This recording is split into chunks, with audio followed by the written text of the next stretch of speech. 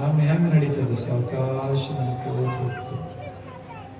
ಸ್ವಲ್ಪ ಶಬ್ದ ಏನಾರೆ ಕೇಳಿಸ್ತು ಅಂದ್ರೆ ತತ್ಕ್ಷಣ ತನ್ನ ಇಂದ್ರಿಯಗಳನ್ನೆಲ್ಲ, ಕಾಲುಗಳನ್ನೆಲ್ಲ, ಕೈಕಾಲುಗಳನ್ನು ಒಳಗೆ ತಗೊಂಡ್ಬಿಡ್ತು. ಬರೀ ಮ್ಯಾಲಿಂದ ಅಷ್ಟೇ ಉಳಿತದೆ, ಅದರ ಮ್ಯಾಲ ಆನೆ ನಿಂತರೂ ಏನಾಗೋದು, ಅಷ್ಟು ಬಲಿಷ್ಠ. ಆದರೆ ಹೊರಗೆ ಕೈಕಾಲಗಳಿದ್ರೆ ಒಂದು ಕ್ಷಣದಾಗ ಸತ್ತು ಹೋಗ್ತದೆ. ಏನು ಉದಾಹರಣೆ ಕೊಟ್ಟಾರೆ.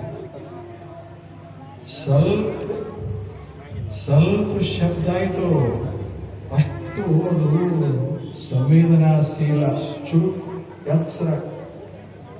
ಎಲ್ಲಾದರೂ ಅದಕ್ಕೆ ಏನ್ರೆ ಭಯ ಕೊಡುವ ಸಂಗತಿ ಆಯಿತು ಅಂದ್ರೆ, ಭಯ ಉಂಟು ಮಾಡುವಂಥದ್ದಾಯಿತು ಅಂದ್ರೆ ತಕ್ಷಣ ತನ್ನ ಕಾಲುಗಳನ್ನು, ಇಂದ್ರಿಯಗಳನ್ನು ಒಳಗೆ ತಗೊಂಡು ನಿಂತು ಬಿಡ್ತಾರೆ. ಯದಾ ಸಂಹರತೆ ಕೂರ್ಮಃ ಅಂಗಾನಿ ಇವ.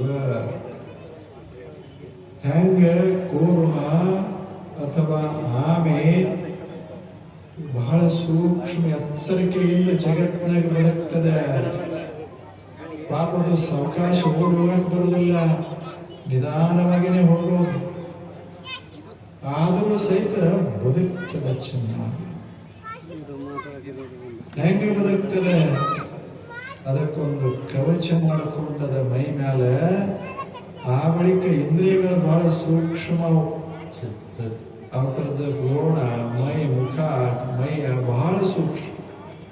ಅವುಗಳನ್ನ ತತ್ಕ್ಷಣ ಒಳಗೆ ತಗೋತದೆ, ಸಿಗೋದೇ ಇಲ್ಲ, ಹಂಗ ಒಳಗೆ ತಗೋತದೆ. ಹಾಗೆ ಮನುಷ್ಯನೇ ನೀನು ಒಂದು ಆಮೆಯಂಗ ಆಗಬೇಕು.